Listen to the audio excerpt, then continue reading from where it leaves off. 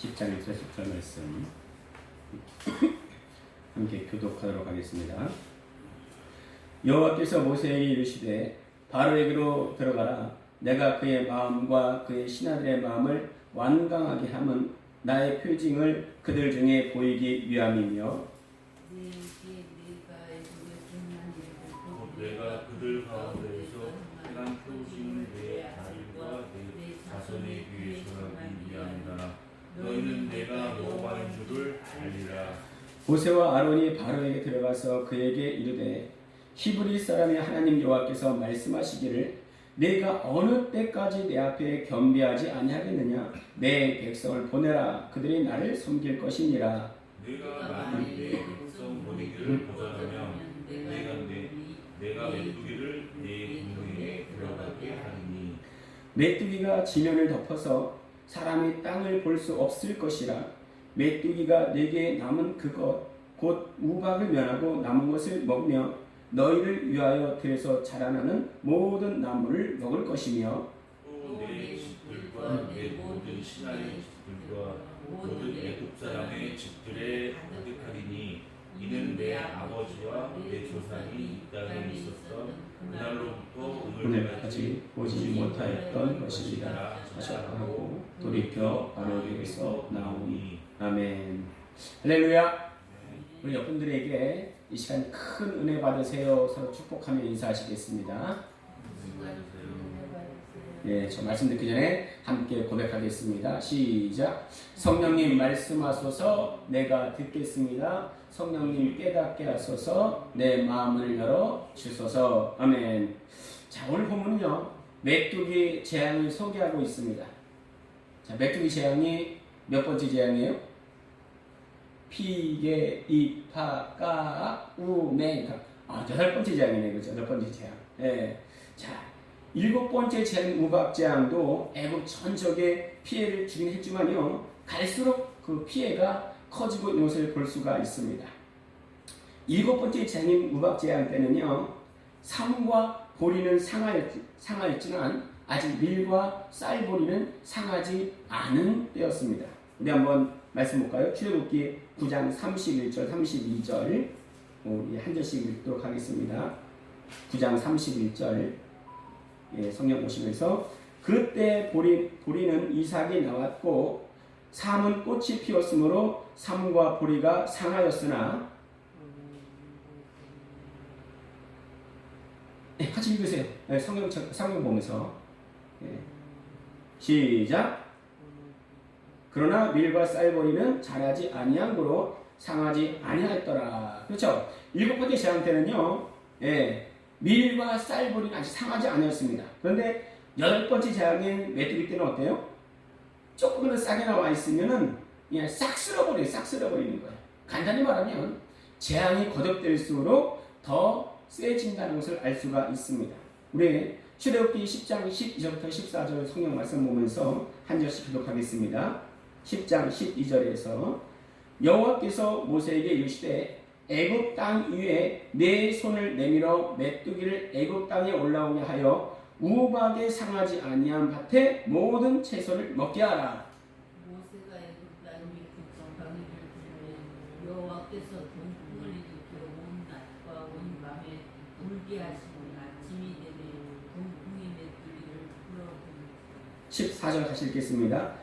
메뚜기가 애굽 온 땅에 이르러 그 사방에 내리매 그 피해가 심하니 이런 메뚜기는 전에도 없었고 후에도 없을 것이라. 엄청나지 않습니까? 네. 그런데 우리가 알듯이 바로가 항복하지 않습니다. 바로가 머리로는 충분히 알아요. 야, 내가 섬기는 신이 힘이 없구나. 여호와라는 신이 더 강하구나. 그런데 끝까지 항복을 하지 않습니다. 왜 그럴까요? 아니, 이런 어마어마한 하나님의 능력을 봤으면은 항복할 만도 하잖아요. 왜 항복하지 않을까요? 우리 출애굽기 9장 35절 말씀 보겠습니다. 같이 읽겠습니다. 시작. 바로의 마음이 완악하여 이스라엘 자손을 내보내지 아니하였으니 뭐예요? 그렇죠. 바로의 완악함이에요. 완악함. 이전 성경에는 바로의 강팍함 이거 말씀하시는데요. 한번 따라 보실까요? 히브리어로 하자크. 그래서 달라붙다, 묶다, 정복하다라는 뜻이 있습니다. 그러니까 완전 마귀가 주는 사상에 딱 달라붙어 있는 견고함이 있었다는 거예요. 그러니까 마귀가 바로를 꽉 묶고 있는 상태입니다. 여러분, 예수님 오실 때도 마찬가지예요. 예. 사실 요새는요, 뭐 교회에서도 예수님 재림 이야기를 잘 안 합니다. 예. 제가 80년대 신령 대부흥성회가 그때는 유행했는데, 그때 부흥사님이 줄곧 하시는 말씀 중에 줄곧 나오는 이야기가 예수님의 재림 이야기였어요. 자, 여러분, 예수님 성경에 보면은 예수님의 초림 이야기가 많을까요? 아니면 재림 이야기가 많을까요? 우리 이명무 이사님, 초림 얘기가 많을까요? 재림 얘기가 많을까요? 그렇죠. 재림 얘기가 압도적으로 몇 배나 많습니다. 예. 자, 그런데 지금 재림 얘기를 잘 안 해요. 왜 그럴까요? 1992년 10월 28일 그 이상한 재림소동 때문에요. 지금 재림 얘기를 하면은 혹시 이단이 아닌가 하는 소리를 들을까봐 교회에서도 재림 이야기를 잘 안 해요. 예. 그런데 지금은요, 오히려 재림 이야기를 더 많이 해야 할 때입니다. 왜 그래요? 그만큼 재림이 더 가까이 왔으니까 그럽니다. 자, 그런데요, 우리의 소망인 재림 얘기를 한다 할지라도 별로 느낌이 없어. 감흥이 없어. 관심이 없어. 깨어 있어야 한다 말하는지라도 별로 그렇게 느낌이 없는 것 같아요. 만약에요, 그렇다면 내 가슴을 치면서 내 영혼아 깰지어다 하나님의 긍휼을 구해야 할 것입니다. 지금도요, 많은 기독교인들이 예수님의 재림을 농담으로 여기는 사람도 많이 있습니다. 예. 마치 소돔성이 망할 것이니 속히 이 성을 떠나야 돼 롯이 말하자 그의 사위들이 반응이 어땠습니까? 그의 말을 농담으로 여겼더라 말씀한 농담으로 여겼더라. 예. 여기 있는 분들은 한 명도 그런 분이 없기를 바랍니다. 근데 그러나 실제로 주님 오실 때에 농담으로 여기던 모든 사람들은 다 들림받지 못할 거예요. 예. 계시록의 마지막 장이 22장 말씀입니다. 우리 계시록 22장 10절부터 12절까지 우리 주보의 말씀이 있는데요. 같이 한 절씩 들어가겠습니다. 또 내게 말하되 이 두루마리의 예언의 말씀을 인봉하지 말라. 때가 가까우니라. 우리를 행하는 자는 그대로 우리를 행하고 더러운 자는 그대로 더럽고 의로운 자는 그대로 의를 행하고 거룩한 자는 그대로 거룩하게 하라. 12절 같이 읽습니다. 보라 내가 속히 오리니 내가 줄 상이 내게 있어 각 사람에게 그가 행한 대로 갚아주리라. 여러분 특히 11절에 보면은 어떤 말씀이 있습니까?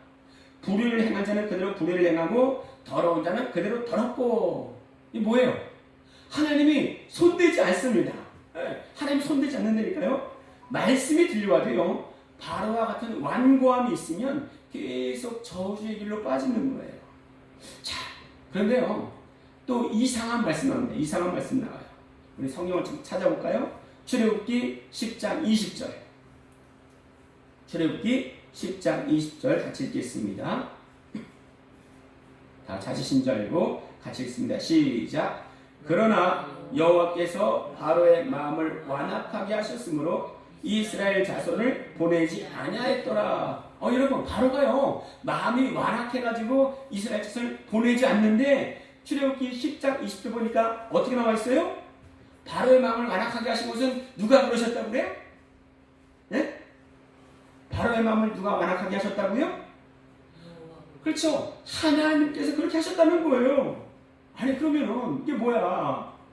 아니 그러면은 바로를 죽이시기로 하나님이 이미 작정하신 건가? 예? 바로의 마음을 움직이셔가지고 아예 지옥 보내시기로 하나님이 예정하신 건가? 근데 이 말씀은요, 하나님께서 바로의 마음을 움직여서 사악한 길로 이끄셨다는 말이 아니고요, 강팍한 바로의 마음을 그대로 하나님이 내어 버려두셨다는 겁니다. 그럴 수 있어요. 아니 사랑의 하나님이라면 어떻게 그럴 수가 있어? 사랑한다면 바꿔놓으셔야지. 그럼 사랑의 하나님이 아니신가? 아니요. 사랑의 하나님 맞죠. 그러나 우리의 의지를 초월하여 일하시는 하나님이 아니십니다. 그만큼 하나님은요, 우리의 자유의지를 존중하세요. 우리 로마서 1장 21절부터 24절 주보에 있는데 한 절씩 읽도록 하겠습니다. 하나님을 알되 하나님을 영화롭게도 아니하며 감사하지도 아니하고 오히려 그 생각이 허망하여지며 미련한 마음이 어두워졌나니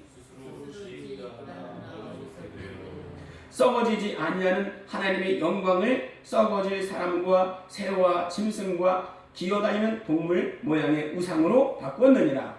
그러므로 하나님께서 그들을 마음의 정욕대로 더러움에 내버려두사 그들의 몸을 서로 욕되게 하게 하셨습니다. 여러분 1장 24절 보니까 어떻게 나와 있습니까? 그들을 마음의 정욕대로 더러움에 그대로 내버려 두사. 아니 하나님께서 완악한 사람은 사랑하지 않습니까? 사랑하세요. 완악한 사람 사랑하십니다. 그런데 하나님이 억지로 바꿔놓으세요? 그 더러운 대로 그대로 버려두신다. 성경은 확실하게 말씀하고 있습니다.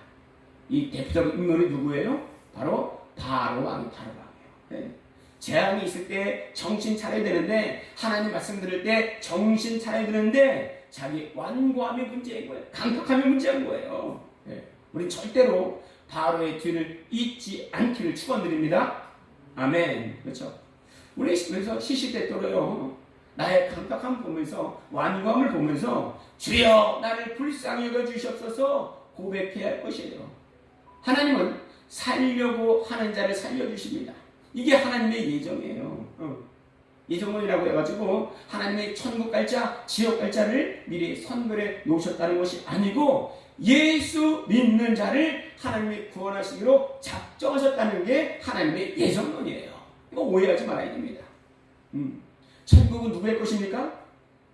침노하는 자예요. 빼앗는 자가 가져갑니다. 그러나 그것이 내 힘으로 되느냐? 안 돼요. 내 힘으로 안 돼요. 그렇기 때문에 우리가 하나님을 의지하는 겁니다. 우리 마태복음 19장 24절에서 26절 한 절씩 읽도록 하겠습니다. 다시 너에게 말하노니 낙타가 바늘기로 들어가는 것이 부자가 하나님의 나라에 들어가는 것보다 쉬우니라 하시니, 제자들이 듣고 몹시 놀라이르되 그렇다면 누가 구원을 얻을 수 있습니까? 예수께서 그들을 보시며 이르시되 사람으로는 할 수 없으나 하나님으로서는 다 하실 수 있느니라. 아멘. 우리 말씀을 들으면서요, 또 성경을 보면서 이 제자들처럼 놀라야 돼요. 오늘 말씀에 제자들이 어떻게 놀랍니까? 아니 그러면 누가 구원을 얻을 수 있사오리까? 성경에는요, 좁은 길로 들어가기를 힘쓰라, 들어가기를 구해도 얻지 못하는 자가 많으리라. 아니 이런 말씀을 들으면요, 이런 성경을 보면은, 아니 그렇다면 혹시 나도 이런 놀라움이 있어요. 놀라움이 있어야 돼요. 여러분, 우리가 구원받는 근거가 뭐예요? 하나님의 은혜입니다. 하나님의 인도하심이에요. 다시 한번 마태복음 19장 26절 같이 읽겠습니다. 시작. 예수께서 그들을 보시며 이르시되 사람으로는 할 수 없으나 하나님으로서는 다 하실 수 있느니라. 여러분 아멘. 그런데요, 혹시나 내가 어릴 때부터 교회 다녀서 믿는다고 착각하는 거 아닐까, 세뇌당한 건 아닐까, 한번 곰곰이 생각해 봐야 돼요. 곰곰이 생각해 봤는데 내가 인격적으로 예수님 만난 게 맞아? 그렇다면 그건 확실한 겁니다. 네.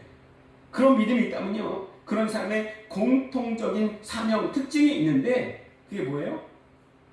방주 대신 예수께로 인도하는 내가 구명보트구나, 이걸 안다는 거예요. 이게 우리 사명입니다. 네.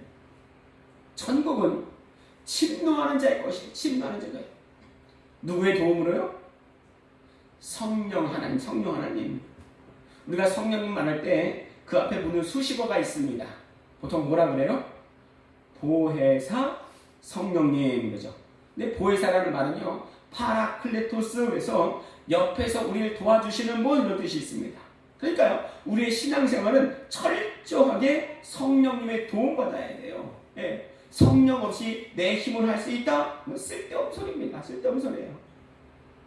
은사가 좋은 거지만 은사가 많다고 해서 은사 받았다고 해서 그 사람의 구원이 보장되는 거 아니에요. 체험이 좋은 거지만 체험을 많이 했다고 해서 그 사람의 구원이 보장된 건 아닙니다. 네. 오직 하나님의 자비로 인한 예수 그리스도의 이름으로 우리가 구원받는 줄로 믿습니다. 오늘 말씀에는요, 벌써 8번째 체험을 하는 바로의 모습이 나옵니다. 이 바로는 모르겠지만 우리는 알고 있지요. 앞으로 몇 번의 재앙이 더 남아 있습니까? 네, 2번의 재앙이 남아요. 2번의. 네, 2번의 재앙이 남아 있다는 건요, 다시 말하면 2번의 기회가 남아 있다는 거예요. 네. 이 재앙이 사라지고 나면은 이제 더 이상 기회가 없습니다. 8번째 재앙, 곧 8번째 계속 기회가 부어지는데도 제대로 깨닫지 못하는 바로를 보고 하나님은 어떻게 말씀하시는가? 네, 우리 출애굽기 10장 3절 하나님이 어떻게 말씀하시는가 같이 읽겠습니다. 시작. 모세와 아론이 바로에게로 들어가서 그에게 이르되 히브리 사람의 하나님 여호와께서 말씀하시기를 네가 어느 때까지 내 앞에 경배하지 아니하겠느냐? 내 백성을 보내라. 그들이 나를 섬길 것이니라. 깨닫지 못하는 바로에게 네가 어느 때까지 하나님 말씀하십니다. 자, 그러면은 이 바로의 신하들은 어떻게 반응하는가? 우리 출애굽기 10장 7절 같이 읽겠습니다. 시작. 10장 7절 시작. 바로의 신하들이 그에게 말하되 어느 때까지 이 사람이 우리의 함정이 되리까?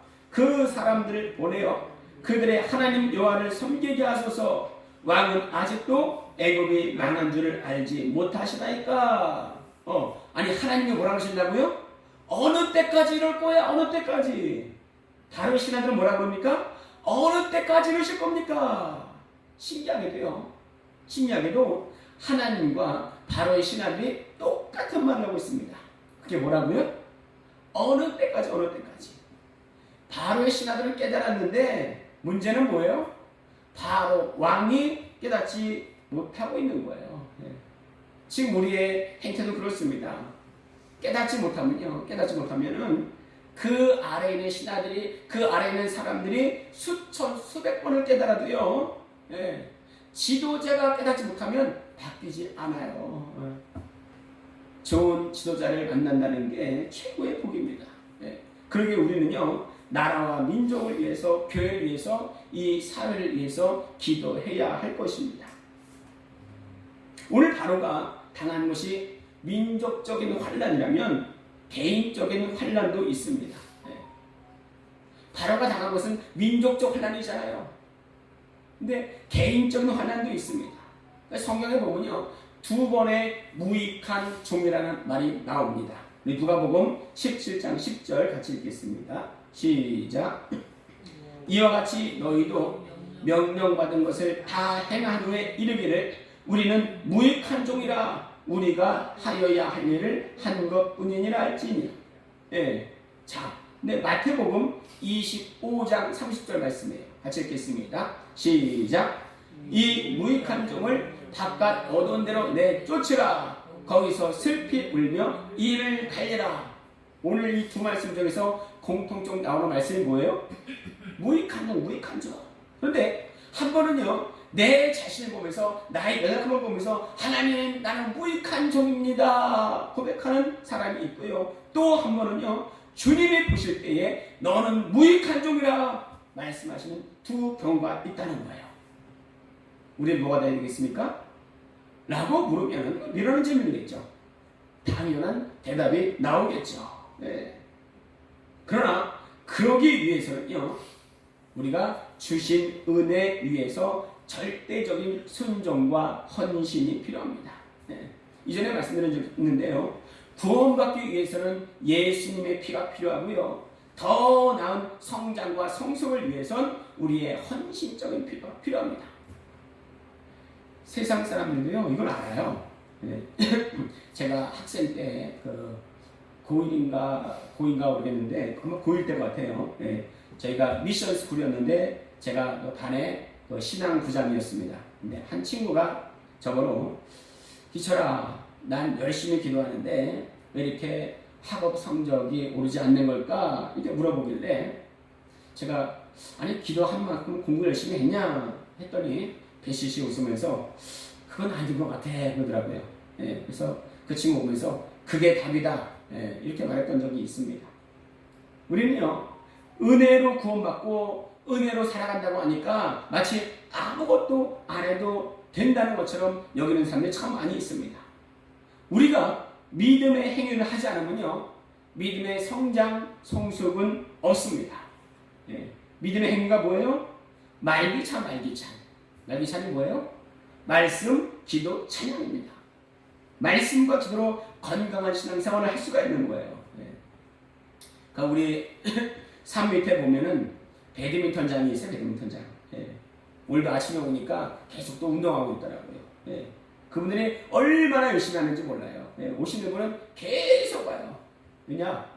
운동의 맛을 알아요. 예. 할 때는 땀도 흘리고 힘들지만 그것으로 인해서 삶에서 얻는 유익을 그분들이 알고 있어요. 예. 그 맛을 아는 사람들은 계속 운동합니다. 물론 전혀 운동을 안 해도 그냥 살아갈 수가 있어요. 그러나 운동하는 사람들은요 그 삶에 엄청난 유익이 있습니다. 우리 신앙도 마찬가지예요. 교회 왔다 갔다 하더라도요 신앙의 그 행위를 하면은 우리 삶에 영혼에 얼마나 큰 유익이 있는지 몰라요.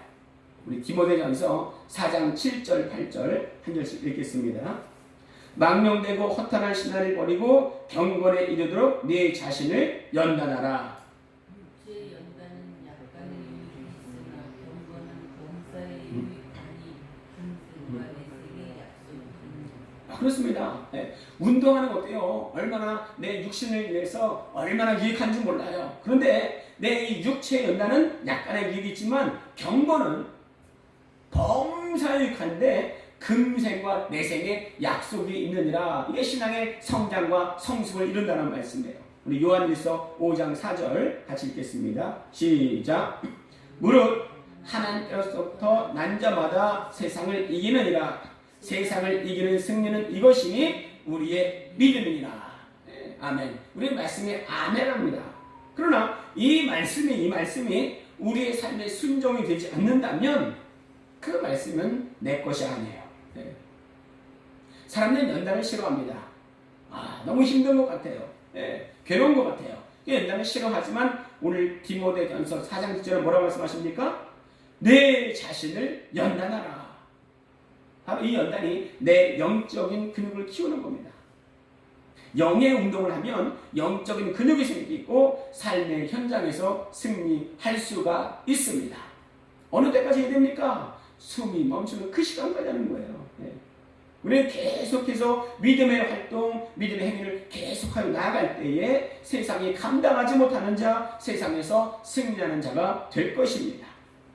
여러분, 정말 여러분 기도하지 않으면요 영적인 어둠에 내 자신의 믿음이 자꾸 내려가는 것을 느낍니다. 네. 그럴 때 가만히 있으면 안 돼요. 네. 하나님 살려주시옵소서. 내 영혼이 깨어 일어나게 하여 주시옵소서. 이러고 몸부림쳐야 돼요. 그래서 저는 제 인생에 1996년을 잊을 수가 없습니다.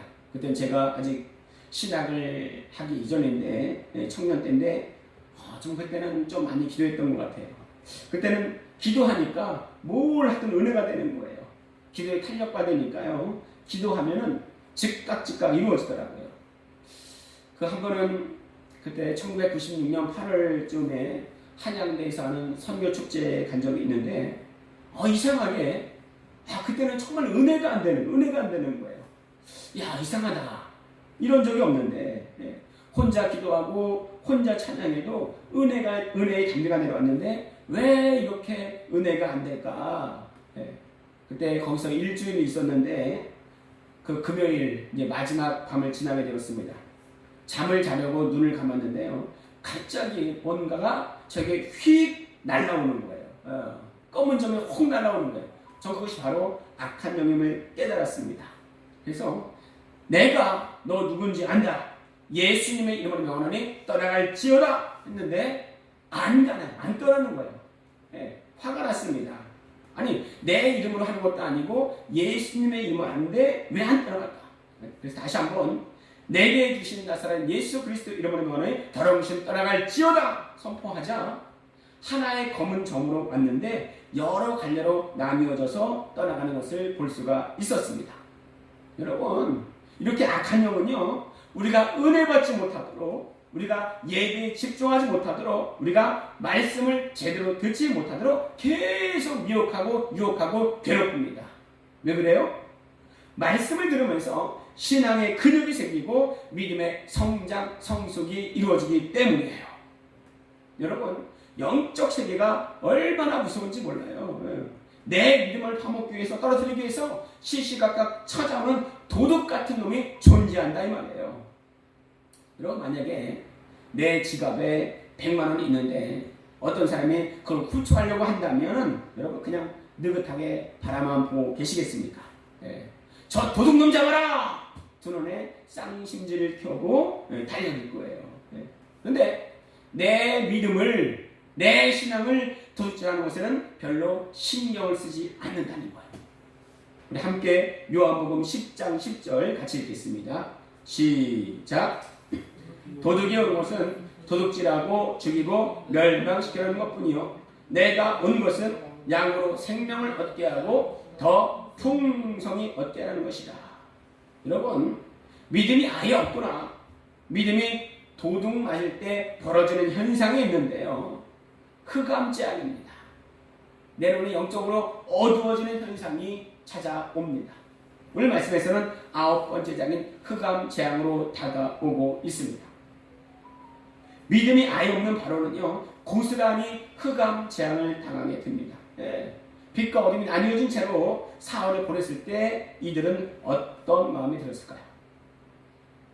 애굽인들이 최고의 신으로 여기는 신이 태양신 라입니다. 그런데 흑암재앙을 하나님이 보내실 때 어떤 상태냐?